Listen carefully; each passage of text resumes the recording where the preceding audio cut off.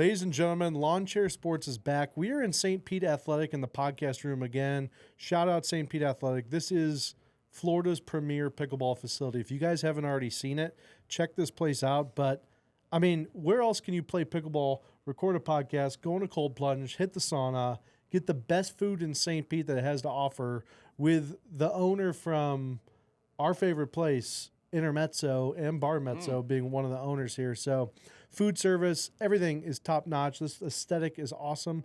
And then there's indoor pickleball being played behind us. So just wanted to shout out them for letting us use the podcast room again. This place is sick. If you're in St. Pete, Florida, check it out. They have day passes open to the public as well. So definitely take a peek on that. But Andy, we're coming off a great episode with two friends, but we're bringing it back to the roots, just me and you today. Yep. We got to talk. This is probably the biggest podcast that we're going to have. So this going into the AFC, NFC Championship, this is probably one of my favorite weekends of football, just with the amount that's on the line. I mean, the things that take place this weekend are going to transform people's legacies in the NFL. And this has to be one of the weirdest Final Fours of all time. We have the Broncos are one game away from the Super Bowl, but Jared Stidham is their quarterback. Yeah. We have the Patriots going from 4-13 in the AFC last year to in the AFC Championship this year with a second-year QB. We have the Seahawks in their first conference title game in 11 years after blowing up their entire roster. Geno Smith gone, DK Metcalf gone, Tyler Lockett gone, and then a new guy coming in, Sam Darnold, who's one of the most unproven guys. He has a great year in Minnesota. Then he falls off in the last two games. Everyone thought he was done for the fifth time in his career, so he's coming back strong as well. And then you have a 40-year-old with L.A. and McVay kind of resurging right after they got rid of one of their superstars, Cooper Kupp. So it's up for grabs. Anyone can do it. I'm very excited, but let's break this shit down. It's going to be great. Let's start this Sunday at 3 p.m. on CBS. We have Tony Romo, Jim Nantz calling the game. We have the Patriots at the Broncos. There's a lot to talk about here. Yeah. I want to just give a little bit of stats because there's not as many games, so we can get a little bit more in depth. Let's do it. Drake May is having an MVP-type season this year. 4,394 yards, 31 TDs, 8 interceptions. This is the staggering stat, though. 72% completion rate. That broke Tom Brady's Patriots record. That's unbelievable. For a second-year quarterback, he's coming in like that. At 23, he and Dan Marino are the youngest QBs ever to win 14-plus regular season games, and he led the Patriots the first playoff win since 2018. On the other side, we have Stidham gets the start of his life. This guy was a true freshman starter at the I'm blanking out. Auburn? But true freshman starter at Baylor University, then had a blow-up with the coaches, transferred to Auburn, had a great final 2 years at Auburn, leading him to a bowl game in their senior year. And he has kind of been bounced around, but if you look at the QB class that he was drafted in, he's actually probably in the top 2, and I'll go through that when we break it down. Denver's defense has been absolutely unstoppable with 4 interceptions and turnovers last weekend, and then Sean Payton, he's back in prominence. So let's start off. This is your team. What are your thoughts on this weekend's game? Yeah. This game, I mean, things have Pull that bad boy up.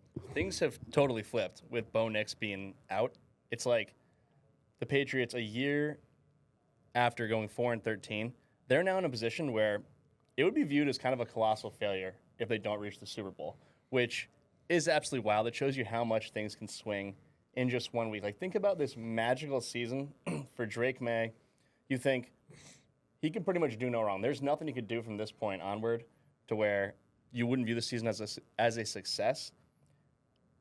With a tough showing and a loss to the backup QB in Denver, we could walk away this offseason saying Drake May is a choking loser. So in that regard, things have flipped. The pressure is on the Patriots. Suddenly, the one-seeded Broncos, who always play great football at home, they kind of have nothing to lose.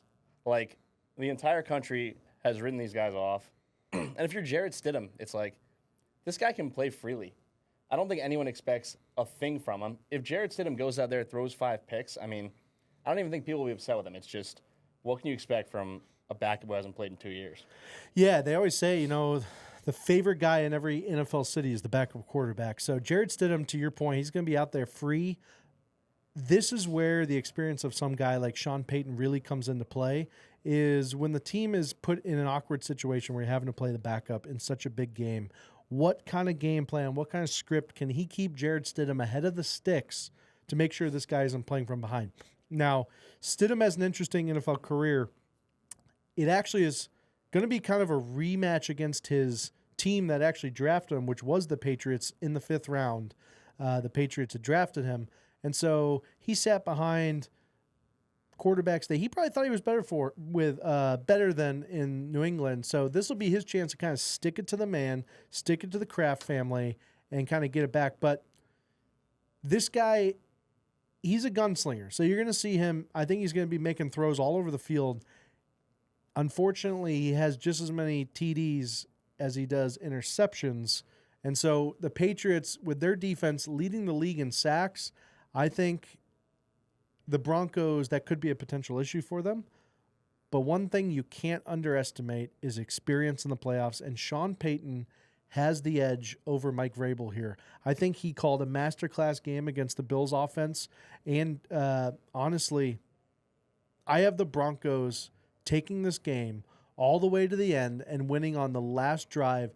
Jarrett Stidham is going to be known as a top 3 backup quarterback who got his team to the Super Bowl. This is going to be an epic game, and I'm sorry, Patriots fans. I know you guys are all whiny little babies.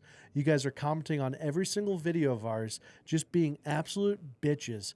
But this is just not your year, and it will be viewed as a failure, Andy. This is an absolute failure because you only get this many times to be as close to the Super Bowl as you guys are, and your guys' perception of that you'll just get back is warped because you went to so many Super Bowls during your football life.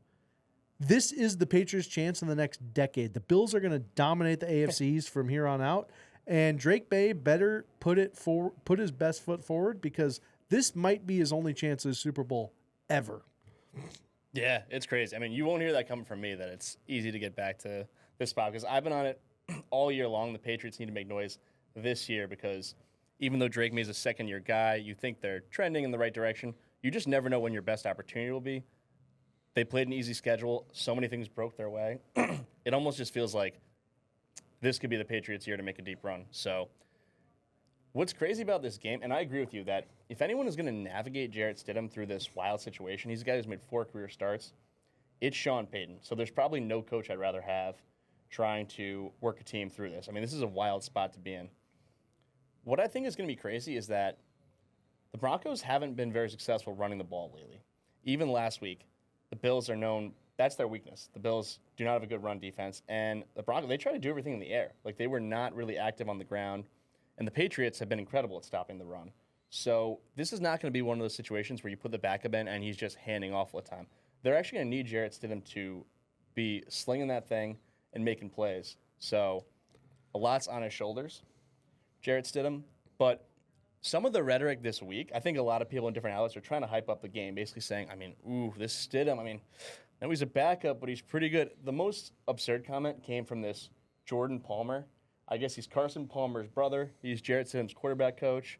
He said, you know, if May and Stidham, they both play their best, I mean, there's not much difference there. I mean, there's really not a big drop-off from Drake May's best to Jarrett Stidham's best, which has to be one of the most absurd statements I've heard in my entire life.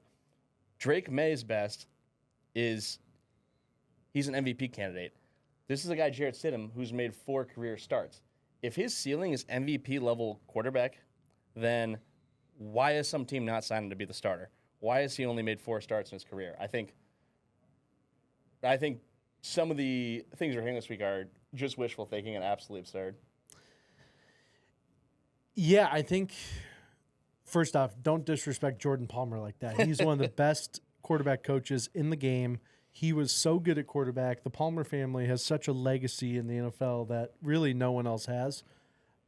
Like 2 brothers, I just can't think of 2 brothers that have a better legacy of being NFL quarterbacks than the Palmer brothers. But yeah, they're talking about Stidham because this guy's a stud. He's never actually gotten a chance, and I think what you'll see this weekend is the reason why You don't just throw people out there to play. This guy's been backing up for years. He's ready to go. And he's going to torch this New England secondary who's been weak all year. New England secondary has been an absurdly weak secondary all year, and that will get exposed. The stats don't match the talent they have in the backfield. Okay? The reason the stats look good for the secondary for the Patriots is because the pass rush has been so good, not because these DBs are good. So I think it's going to be a huge day for Courtland Sutton out there, and you might see a 2-touchdown game from him. They're going to be airing out the ball quickly. They're going to be doing trick plays. The Patriots aren't going to be ready for it. They're going to be very tired in the fourth quarter because it is Mile High Stadium, and that cannot be underplayed. Plus, half of the Patriots team probably has sickle cell anemia, which means they can barely even play in that altitude. So I think it's going to be a rough day for the Patriots. Yeah, I mean, it is true that a lot of this roster probably has never played in Denver before, especially not in the playoffs. You know, all this being said about Stidham, he's only, made 4 career starts. Even though I'm not expecting much from him, it's almost impossible to think that he'll be worse than C.J. Stroud was last week. So it's not like the Patriots have been in these, quarterback duels. It's the first 2 games they won were because they made the opposing quarterback have a terrible game. So it's just because Stidham's in doesn't mean the game is over. Also, the Patriots have kind of feasted off bad offensive lines against the Chargers and Houston last week. This Broncos offensive line, they have some injuries now. I think they're down to the 3rd-string center, but they were the highest-rated offensive line during the regular season. So it's not going to be a case where they can just absolutely bully the line, get to the quarterback.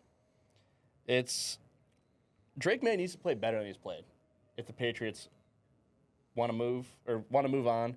And if they want to have any chance at a potential Super Bowl, because Drake May's putting the ball on the ground too much. This seemed like something he had really cleaned up throughout the course of the season, really cut down the turnovers, but 6 fumbles in 2 games. Fortunately, only lost 3 of them, but that's just not going to do.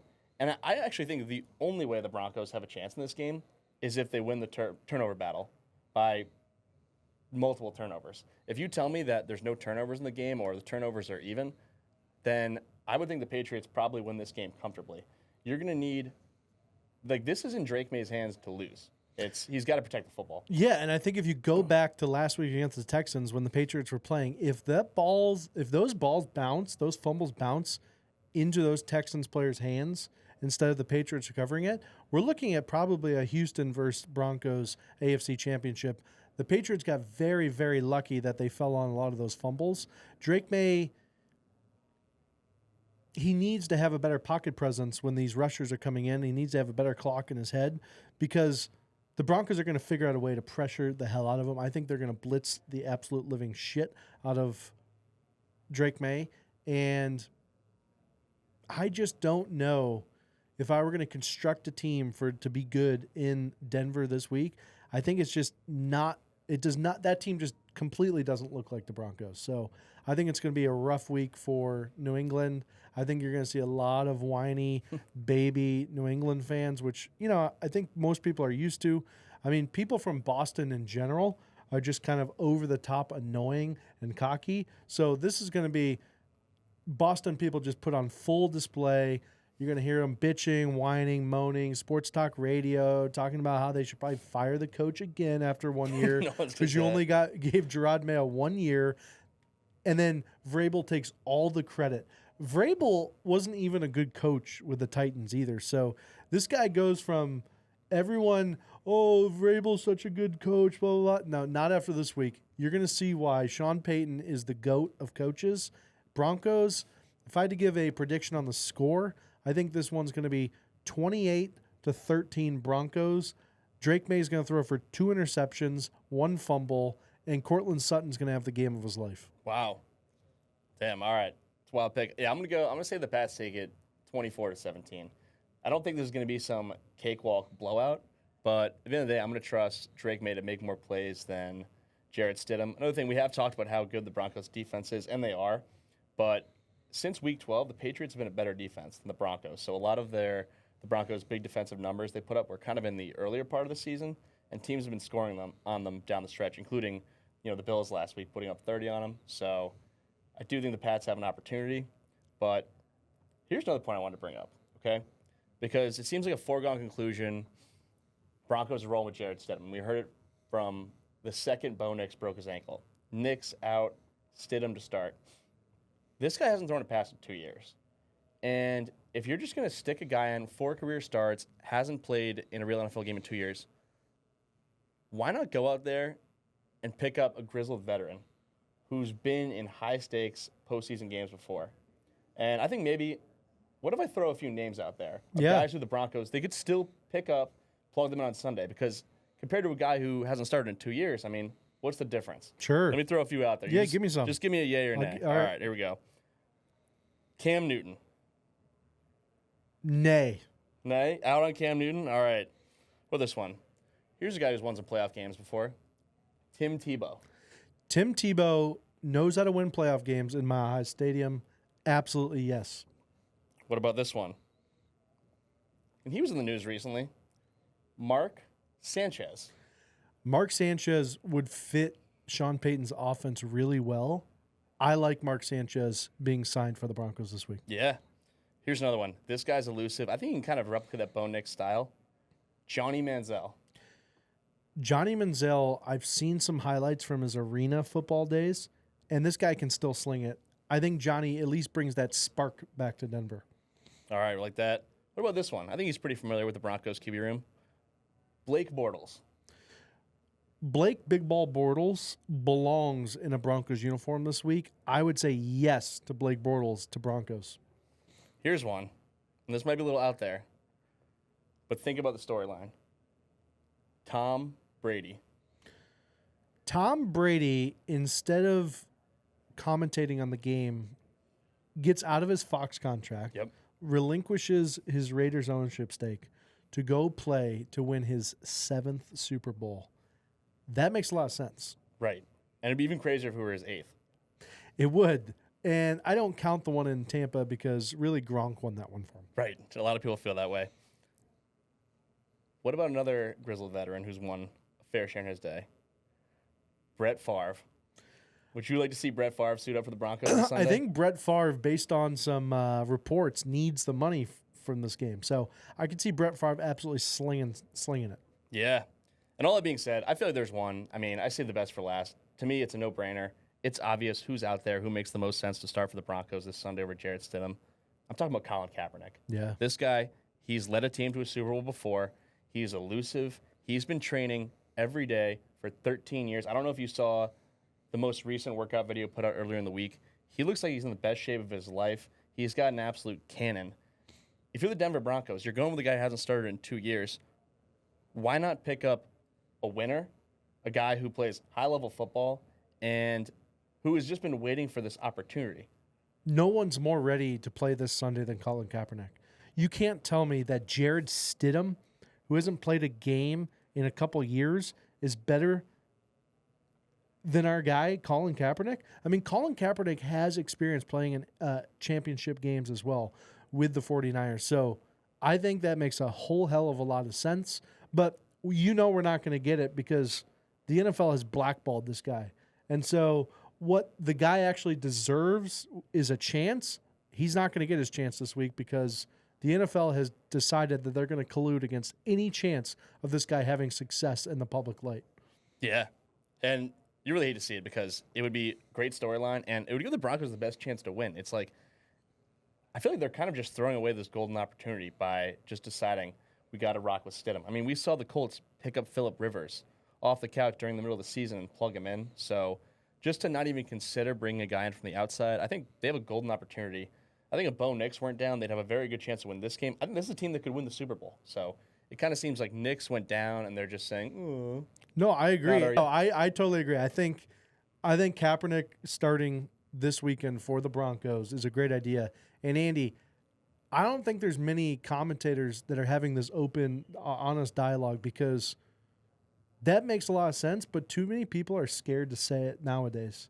I'm not. Colin Kaepernick was absolutely wronged in the NFL, and I'm glad that we can at least speak up for almost like that silent minority that feels like they can't speak up on this issue. I think Colin Kaepernick deserves a shot this weekend. No, he got completely screwed, and if he were in the league right now, he would be, at worst, the 15th best quarterback in the league. Agreed. Like, this guy can play. He can still do it at a high level.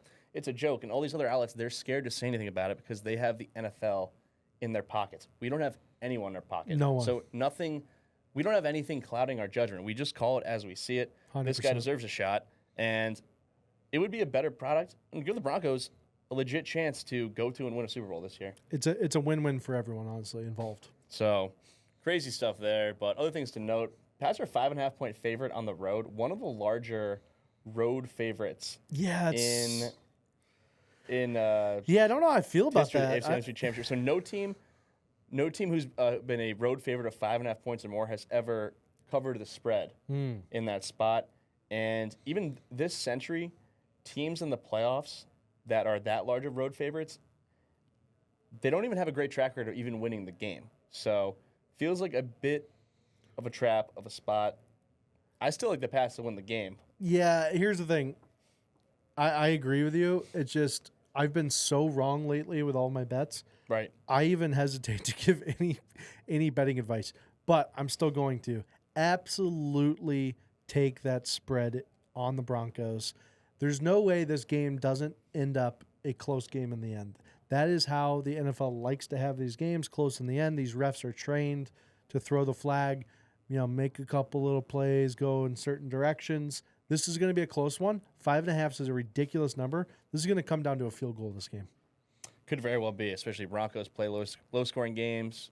The scores are low. It's a better chance that, it ends up being a tight one. So 100%. And so, anyway, it's crazy. If you told me at the beginning of the year the AFC Championship would be the Broncos versus the Pats, I wouldn't have believed you.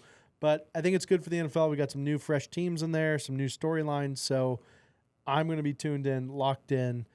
The other one I'm going to be locked in for is the NFC Championship. This is the rubber match, okay? They split 1-1 in the regular season. We have the Rams 14-5 versus the Seahawks 15-3. Last time they played, the Rams really should have won, but you had the Zach Words pass, which was the most ridiculous 2-point conversion of all time. It was a fumble recovery that technically was a 2-point conversion. Go back and look at our video on that because that was absolute bullshit. You have Puka Nacua also tweeted some shade after week 11, then deleted it. He got fined $25K for it. And you have pretty much the perennial MVP favorite, which is Matthew Stafford, going against the underdog that no one will ever appreciate, the Sam Darnold experience. So this one's going to be a great battle. It's up in Seattle, so it's going to be outdoors. We love to see that two games being played outdoors when it really matters. And we'll see if the 12th man can make an impact on Matthew Stafford. Matthew Stafford's teeth have become whiter and whiter each week, so that'll be interesting to see how white they become this week. But you have Stafford, first-team All-Pro. You have Jackson Smith and Jigba. He led the NFL with 1,793 receiving yards, which is a ridiculous amount of yards. Not getting enough talk on that. You have Cooper Kupp, which is an interesting storyline here. The Rams were kind of like, we have this Puka guy. We don't really need you anymore. That's a damn shame because Cooper Kupp is one of the most clutch players. I wouldn't be surprised if I see him having some clutch plays out there. And then you have Ernest Jones the fourth. This was Seahawks linebacker re-signed after leaving the Rams. So you have a lot of people on the Seahawks team that wants a little bit of revenge. What are your thoughts on this game? Who's going to win? What's the score going to be? Let's just get into it. Yeah. I just want to say this matchup is awesome. Like, I think all year long people kind of looked at the NFC West and they felt like the best teams are in that division. I think these are the two best teams. So getting them to clash in the NFC Championship, it's perfect. And last episode, it got a little whiny at times. It was like, no, nothing's exciting. I don't like the playoff show. It's like, I don't know what you people wanted to see out of the NFC. I feel like this is the best possible matchup. I guess no one cares about the Seahawks, but I think this is going to be an absolute classic. I'm giving the edge to the home team, the Seattle Seahawks. I think what they did during the regular season is legitimate. The fact that they came out on top of this brutal division, going head-to-head with the Niners and Rams, who were killing it all year long, I think it means a lot. They're absolutely loaded. I mean, they barely needed Sam Darnold to do anything last week, and they ran the Niners out of the building. I like the Seahawks to get the win. I say they win on a field goal, okay? Give me 30-27. Yeah, I mean, I wouldn't doubt if this game comes down to the wire. I think you're spot on there. I mean, you have two clearly evenly matched teams. They obviously split the regular season 1-1. Both games very close. But the NFL and the fans need to stop sleeping on Sam Darnold. This guy is for real. Okay, he is winning with getting rid of their best receiver from last year. He turned Jackson Smith and Jigba into a world-renowned superstar wide receiver, just like he did last year with Justin Jefferson. Sam Darnold is a wide receiver's best friend. This entire organization is completely undervalued. If I'm a fan in Seattle, I am pissed. I'm going into this weekend pissed off that no one believes in us because they have shown week after week after week that they're the best team in the NFL, and no one will admit it. I mean, I heard last week all this 49ers talk like they were going to do it. I heard all this, the Rams are the best team in the league. None of these commentators out there, Ryan Clark, Dan Orlovsky, Pat McAfee, the Barstool, no one is talking about Seattle, and that is ridiculous. Give them their flowers. Seattle is here, and they're here to stay. They're going to go ahead and just sneak in a Super Bowl this year that rivals the teams that they had with Russell Wilson. I am so excited for Seattle to get another championship and to watch Sam Darnold hold up that Lombardi trophy underneath the confetti and all the emotions that he must have having to go through that shitty program in New York that he had to deal with the Jets and the Johnson family. I am so happy for Sam Darnold and the Seahawks and Seattle to get their win. They are going to push it down the Rams' throat this week. It will be close because the Rams are good too, but I have an absolute barn burner, 38-35. I have the Seahawks winning on a game-winning field goal in the fourth quarter. It's not going to go to overtime. It's going to go right down the middle. The Seahawks fans are going to go crazy. Seattle, fly, fly, fly. Yeah, it's going to be absolutely crazy, and wouldn't that be nuts? Sam Darnold, the first quarterback from the 2018 draft class to reach a Super Bowl. I don't think many people predicted that. One thing I've been saying for a while, the Rams are super potent. They look dangerous. I think they have the best offense in the league, but they've been playing with fire. Like, a lot of their games down the stretch, the regular season, they lost some games they shouldn't have.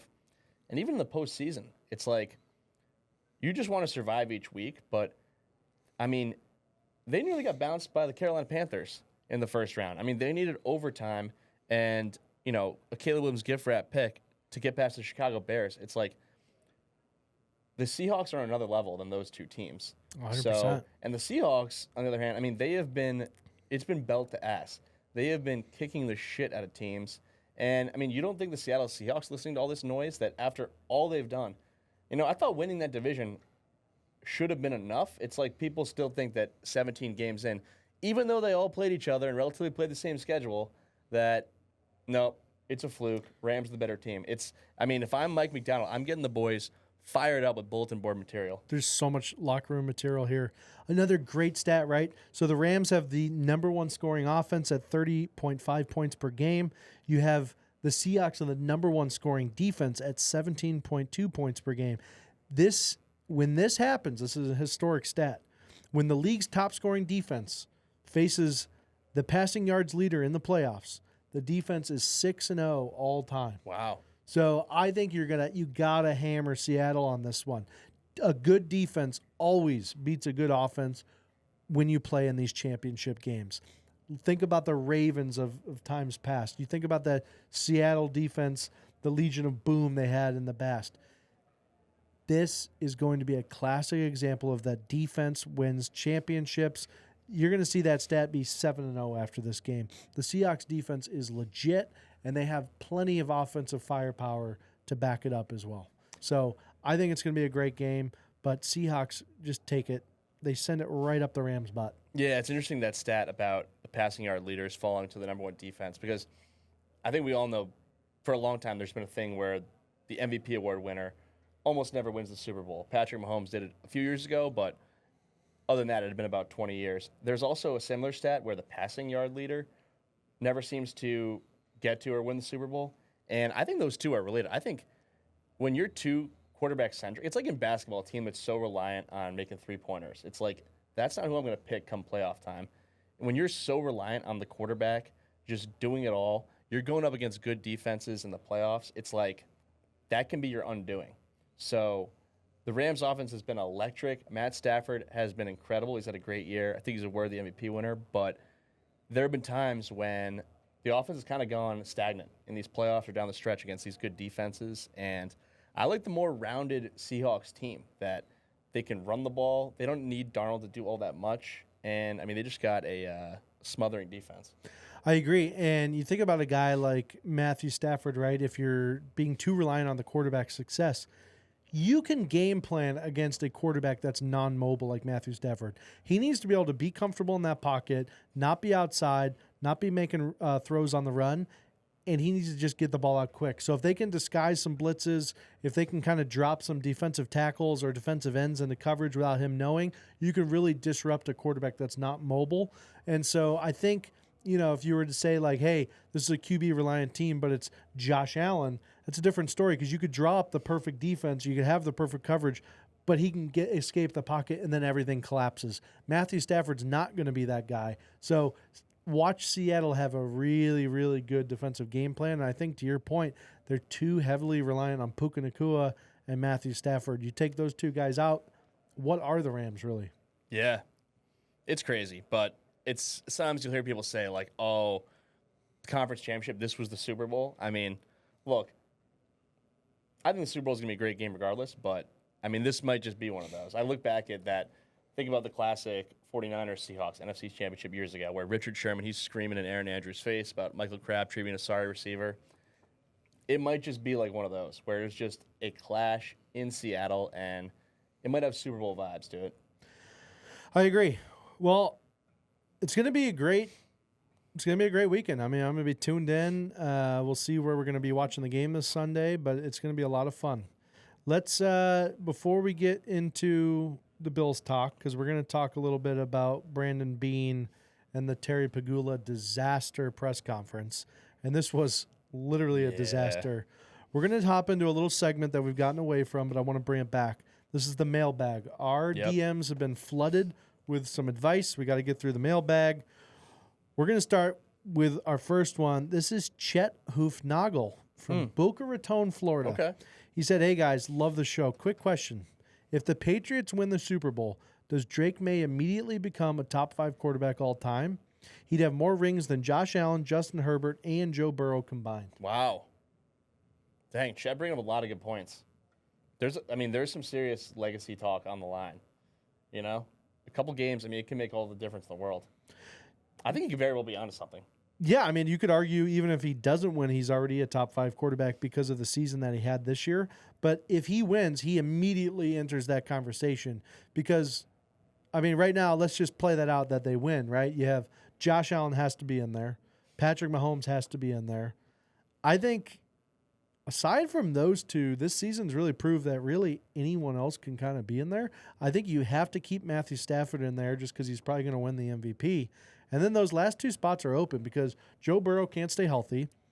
Lamar Jackson is just a bum, and he's showing that year over year. He just can't win the big games, not even the big games, but just any playoff game or meaningful game. And I can't really think of any other quarterbacks that really stand out for me. I mean, Jared Goff, maybe. I don't know. He's kind of past his prime, and his prime was probably really short. Feels like May has a much higher ceiling. So I mean, we're talking about the top guys right now. I mean, I think May, it seems like he's, I mean, it's only 1 year, but it seems like he's on that trajectory to kind of get into that club. Like right now we kind of talk, it's like, I feel like the top 4 club, it's like all AFC guys. It's, Mahomes, Josh Allen, Joe Burrow, Lamar Jackson. Like, I think Drake May could kind of get into that conversation. Yeah, so I think, Chet, to answer your question, I think we both agree that if he gets this win, he immediately becomes a top 5 quarterback. I just kind of reread the question. Right. I think of you said all time. Yeah, of all time. So I don't know. No, he doesn't nearly enter that conversation. But however, he would tie Aaron Rodgers in Super Bowl wins, and he got his first faster than Rodgers. So that's something to note. He's setting himself up for that conversation, obviously. At 23 to win a Super Bowl is something else. But we'll see. He's legit. It's a historic second-year season for sure. All right, next one is from Big Randy in Secaucus, New Jersey. He said, I'm a Jets fan. I've been a Jets fan for 34 years. Sorry, Randy. Sorry about that, Randy. Watching Sam Darnold in the NFC Championship has broken something inside of me. My therapist says I need to let it go. How do I let this go? Randy, Big Randy, I don't know if you can let this go, man. Watching who you guys drafted in the first round, was it second overall? He was, yes. Second overall, Sam Darnold has no success in New York, goes to 2 other teams, has way more success, and then he wins an NFC Championship with Seattle. That's got to be heartbreaking for you, Big Randy. I don't know what to tell you. Your Jets aren't looking good at all. I don't know if you guys have a future anytime soon. And watching your ex-quarterback win is like watching your ex-girlfriend do porn with a guy who's got a lot more than you do. So this is very tough for you, Big Randy. I think you're going to have a tough weekend this weekend. Yeah, Randy, it's not your fault. Just think of it this way. It was never going to work out with the Jets. It's like you guys can get the draft pick right, but you'll ruin the guy's career. An example comes up all the time. It's like, what if Patrick Mahomes had landed in New York with the Jets? I think he'd find success eventually, but it's hard to imagine it in that green and white. You got to get some competent offensive people in the building who can teach these quarterbacks how to play, because that's when everything took off for Sam Darnold. I mean, it was when he got to San Francisco, got to spend time with Kyle Shanahan, gets to Minnesota, Kevin O'Connell is doing his thing. It's like the Jets, they've been looking for that quarterback for years, but make sure you have the right people in the building to actually help these quarterbacks be successful if you land the guy. So, I don't know. It's not your fault, Randy. I got a ton of respect for Jets fans. They put up with some bullshit. Agreed. All right. Next one is from Patricia. She comes from Tampa Bay, where we live. Love that. My husband keeps saying Matthew Stafford is washed and got carried by Cooper Kupp to his only ring. He threw for 4,700 yards and 46 touchdowns this year. How do I let my husband know that he is a moron? Well, I think you just turn on the tape from any game, any week. I think Matthew Stafford's resurgence this year is something to be studied. Sean McVay is able to really bring out the best in Matthew Stafford. You know, it's kind of surprising, actually, if you go back and look at the history of what McVay did when he took over. I mean, Jared Goff had just led them to a Super Bowl appearance. Yep. And McVay was basically like, yeah, get that guy the hell out of here. I want Matthew Stafford from the Detroit Lions. Let's not forget that Matthew Stafford with the Detroit Lions had no success. I mean, he always threw for a bazillion yards, but that was because they were always down by 20 points, and he had Calvin Johnson. So watching his resurgence has really been interesting, and I think even Tom Brady said it to him after the last game. It was like, hey, you still have another 7 years to play. So Matthew Stafford's going to be here for a while. No, it's crazy. And, yeah, that was a bold move looking back on the Rams. They gave up a ton, including Jared Goff, to get Matthew Stafford, went all in. And it worked out. I mean, that totally could have backfired. Didn't get anything out of it. Instead, no, they won the Super Bowl their first season. And 4 years later, I mean, they have a chance to go to another one. They've been winning, save for one season. So that's been incredible. No, Matthew Stafford, I mean, he's just your classic pocket passer who's got an absolute cannon. And, yeah, these guys can play until their mid-40s now. The rules make it very hard to hit the quarterback. So, I mean, yes, he's won with great teams around him, but guess what? It's a team sport. That's usually how it goes. Thank you guys for sending in the questions. Yeah. If you want, just DM, Instagram, DM us. You can Twitter, DM us, TikTok, DM us, whatever. You know how to get a hold of us. Drop it in a comment. We'll answer your questions every week, at least once a week. We're going to do that from now on. Also, we got to get into this. Yeah. My Buffalo Bills, man. When it rains, it pours. When it rains, it pours in Buffalo. Actually, it's about to snow a lot in Buffalo. Oof. Big storm going in. It's going to be tough for Buffalo people because Terry Pagula, the worst NHL owner, who also owns the Bills, gets out there with Brandon Beane. Now, this press conference really didn't need to be flashy, right? The decision had already been made. Let's keep it positive. McDermott's kind of changed the culture in Buffalo. Let's not take any shots at him. Let's not take any shots at current players. Let's just talk about the future, right? No.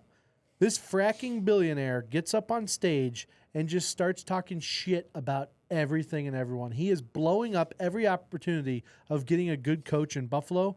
He has basically picked his wonder boy in Brandon Beane, who has brought no talent to Buffalo except for Josh Allen, which, let's all be perfectly honest with ourselves, it was a lucky pickup. No one knew Josh Allen was going to be good coming out of Wyoming. Josh Allen didn't even know he was going to be good coming out of Wyoming. So I can't give him full credit for that. And since then, I mean, the worst draft picks imaginable. I don't even want to go through the list because it's that bad. But Pagula gets up there, and specifically in reference to Keon Coleman, this guy's on the roster. In fact, he scored a touchdown in the last playoff game. And he gets up there and says, yeah. A reporter asks, so, about the Keon Coleman thing. And Brandon Beane starts his response. And Pagula says, I'll take this, Brandon. Cuts him off, which is classic, like, power tripping billionaire. Out of touch moron.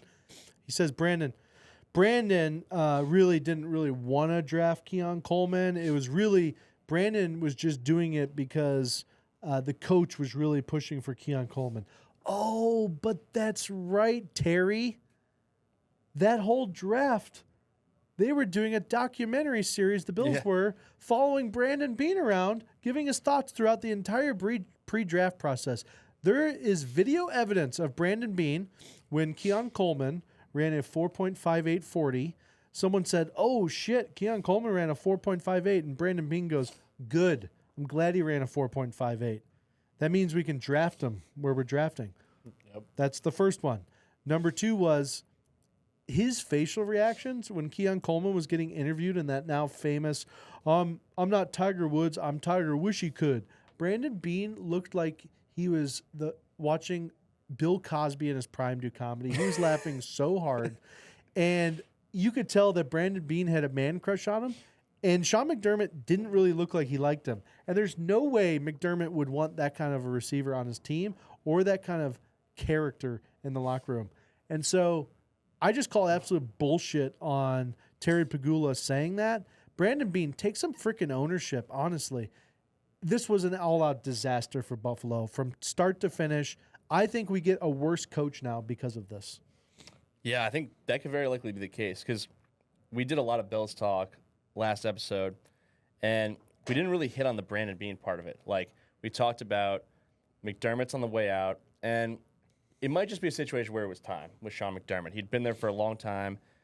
I mean, really turned the franchise around. Like, you thought, all right, maybe this is almost like a Tony Dungy in Tampa Bay situation where it's like, thank you for all your service. We need someone else to put us over the top. But lost in all this, Brandon Beane promoted? I mean, look, the way this game was lost to Denver, you can say it was in-game coaching. You could put a lot of it on McDermott. But as far as what went wrong this season, I'm putting most of that on the front office.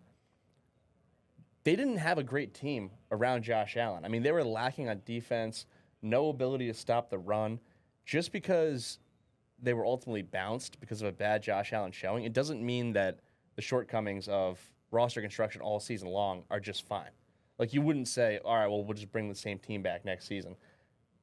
I put it more, I mean, if we're going to blame one person for last season, I'm blaming the general manager.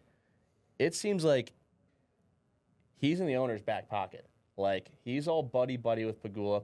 The more I learn about this Brandon Beane guy, the more I hate him. It seems it is one article after another of this guy being a thin-skinned freaking dweeb who can't take any criticism. It seems like he's just living off that Josh Allen pick, which I agree. He kind of fell in their lap. A lot of the other top quarterbacks were off the board. It's like, all right, great, you didn't take Josh Rosen, but a lot of times you actually just do get lucky when you draft the quarterback. 100%. And, there was a famous thing that happened before the season where Buffalo Sports Radio was talking, had Brandon Beane on the show. And Brandon Beane gets on there and basically says, oh, yeah, like, you guys want to talk about receiver core like we didn't have the talent? We had the talent. We had the effing talent. And starts cussing at the local reporters who, by the way, love Buffalo to their core. Yeah, not a hard-hitting media town. And so Brandon Beane to just come in there with that kind of attitude and condescending nature really is now starting to strike the Buffalo people the wrong way. In fact, Buffalo has launched a petition to re-sign Sean McDermott as the head coach and get rid of Brandon Beane. And I don't blame the people of Buffalo. Obviously, that's not going to happen. But it's a tough pill to swallow, knowing that this comb-over freak is about to run the Bills into the ground. I have no faith now that Buffalo gets back to a Super Bowl with Brandon Weenie running the team. This guy is going to run Buffalo into the ground, and as a Bills fan, I am completely disappointed that Pagula not only ruined the Sabres, but he is now going to ruin the Bills, and our window of opportunity to be of national prominence and win a championship has been shut by the hands of Brandon Beane. I mean, this guy has got one of the worst last names in all of football, and now he's running the entire organization. Pagula and Beane, you guys need to leave town. Yeah, I mean, after seeing these two bozos up at the podium, it's like, I'm always of the mind that if you have a top quarterback like they have with Josh Allen, they're going to be in it every year. But these two clowns, they might be capable of fucking the entire thing up. Like, I didn't know things were that bad. A lot of times they say winning is the best deodorant. I think for kind of these crap organizations, having a top quarterback can be the best deodorant because, look, he's on the team for a long time. We're now kind of, peeling back the curtain. We're seeing the Bills are kind of a clown show, save for Josh Allen. It's like he has elevated them for years. You don't really think, but you think of them, they're in the mix. They're contenders. Are they going to make a Super Bowl run? I mean, seeing these two at the podium was highly concerning. I'm with you.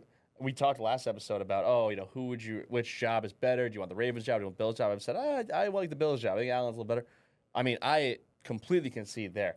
If I'm a head coach, I'm taking the Ravens job any day. I don't know if you saw their owner's recent presser. That guy's the freaking man. That guy's hilarious. Yeah, he's the best. I mean, he doesn't speak often, but when he does, he's freaking incredible. Yeah, he saved it up for 8 years and gave an all-time presser. But to your point, man, Buffalo's in shambles. Also, think about this, right? Like, you're an employee at a company, and you just have your owner of the company and, like, the head vice president of the company basically just publicly shitting on the majority of your entire employee base. If I'm a Bills player right now and I just put my heart on the line and lost in that heartbreaking fashion, the last thing I want to hear is my owner talking shit about our entire receiving corps publicly like that. This is an all-time bad look. If I'm a free agent, I'm thinking twice about going to Buffalo as well. I was shitting on Cleveland last week for having to live in Cleveland if you want to be the Cleveland Browns head coach. Buffalo is a tough place to live as well. And so it's already hard enough to attract talent to Western New York. But then if you're seeing an owner and the GM do this publicly, god damn, we just lost our chance, man, at getting any talent coaching or player-wise in free agency. So I don't know. Where does Buffalo go from here? Our roster is stuck with a lot of bad contracts right now. We have no trade capital. We don't have any good draft picks. Buffalo could be a non-playoff team next year, honestly. Yeah, and another thing with Pagula, it's almost like his explanation for firing McDermott, to me it sounded like an emotional decision. Like, maybe it was the right call. Maybe it was just time for Sean McDermott to go and they needed a new voice. But his explanation doesn't add up because, at one point he grabbed the mic and basically made a snide remark of, we lost because it was a bad call. But then in the same breath says, why was Sean McDermott fired? Because we lost the game. So you're saying you lost the game because of bad officiating, but Sean McDermott is fired because you lost the game. So this coach, who you thought highly of, now lost his job because of what you're calling bad officiating. That doesn't seem to add up. Also, another example of this Brandon Beane being super thin-skinned. Reports there were, a meeting with McDermott, Pagula, Brandon Beane. I think it was at some point during this season. And Sean McDermott kind of shared his thoughts on the roster, where they need to improve. I think a big part he was just saying they need upgrade defensive personnel, presumably players who can stop the run. And this was not well received by this Brandon Beane. And one thing I've seen in sports, the last thing you need is just an egotistical, power-tripping personnel guy. It's like you need someone making these moves in the best interest of the team, not in the best interest of themselves. So I don't know why they're married to this Brandon Beane guy. I feel like there are 1,000 Brandon Beanes out there. This Bra- guy's dangerous. Brandon Beane's dangerous. He's going to take down Buffalo, and it's going to be a tale that Buffalo fans are going to tell for a lifetime, is that we wasted Josh Allen's entire career. But enough Buffalo talk. Andy, is there anything else you want to get off your chest this week before we watch a wonderful weekend of football? I'm trying to think. I mean, yeah, I really just love the reactions from fans all across the internet. Got a lot of people chime in on our videos from the last pod. I think Patriot fans on the internet are pretty riled up, even on videos where I don't think much of. Like, for example, the video of us talking about how Mike Vrabel might be one of the best coaches in the NFL. Yeah, I believe his name was I Love Ice 69. Commented, "You guys are both out of shape losers." So you just never know. I mean, you don't know what will get people going. But I love seeing the engagement. And shoot, I don't know. Let me bring it back to Buffalo talk because I feel bad doing this. I like Josh Allen a lot. Like, I think he's a hell of a player. I think he's a good guy. I want to see him win. I take my team any day. But the outcry across the board of people, like, everyone's like, "Oh, I'm so sad. He's so nice. He's such a good. I want him to win. He's such a nice guy. Such a nice guy." You know who else is a nice guy? The guy who comes and fixes my air conditioning. Like, should that guy get a Super Bowl ring? It's Josh Allen didn't play well in the game. And it's like, I think this guy has the best PR team of any NFL player I've ever seen. Like, I look at the resume. If you showed me the resume blindly, I'd say, "Oh, is this Tony Romo?" In terms of puts up the numbers, the playoff short. But that guy was roasted throughout his career. I mean, it's like people are afraid to say a bad word about the guy. I don't think he's a bad guy. He's a hell of a player. But the internet is just, Josh Allen could do no wrong. He could punt a baby, and people would say, well, probably on the baby. Guys, as you can see, Andy doesn't watch any Bills games because Josh Allen has never been the reason we lost. I vehemently disagree with Andy. This guy is the nicest guy in the NFL. He should be worshipped because the NFL needs a face like Josh Allen. We should be kissing this guy's feet. He's the best quarterback of all time. He deserves a Super Bowl, Andy. And yeah, can he fix your HVAC? No, he can't. But this guy can win Super Bowls for his town, and we need more Josh Allens in this world, let alone the NFL. We need more Josh Allens in this world. If Josh Allen were president of the United States, we would be the most peaceful nation in the whole entire world. We'd have economic dominance, and he'd be playing 5D chess out there with all of our foreign competitors. So, Josh, if you're wondering why this guy is slandering your name, look at his hat. He's a Patriots fan. Don't ever trust someone from Northeast up that way in the Connecticut, New England area. This guy is a fraud. He is an absolute fraud. He's a Drake May, knee on his knees, sucking Drake May's weenie all year long. Very well said. I do not like Andy coming at you like this at all. Right. And I like Al. I'm a big fan. But the reaction on the internet is absolutely wild. You have even just neutral fans acting like a relative in their family died. Look, did you blow a golden opportunity? Yes, but the Bills will be back. Don't worry, Andy. Crazy. Lawn Chair Army is going to come for you. That is going to be a clip, and you're going to get roasted. Hopefully, your beard is the right shape. I know. We don't look big on camera because I will tell you what. That clip's going to go viral, and there are going to be some people going absolutely ham on you. Hopefully, they don't also associate me with you like they always do. I think they likely will. On my clips when they just come after you, even though you didn't say anything, which honestly has to be one of the funnier things in life is when I post something with both of us in it, and you don't talk at all, and then the people just rip you in the comments. I'm getting ripped in other comments as well.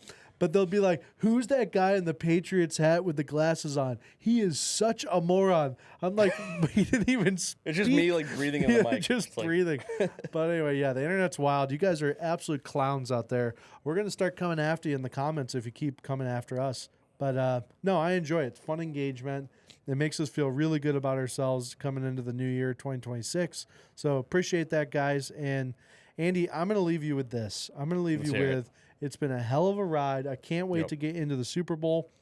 I think it's going to be Seahawks versus the Broncos. What a wild game it's going to be. Yep. Who do you have? You have the Patriots versus... Let's mix it up. Let's go Patriots-Rams Part 3. Foods the people need. Damn. That would be crazy. But, all right. Well, guys, let's watch the game together. I don't know what we're going to do for the game this Sunday, but it's going to be great. Thank you again to St. Pete Athletic for having us, and we're signing off. Appreciate you guys watching. Thanks. Boom.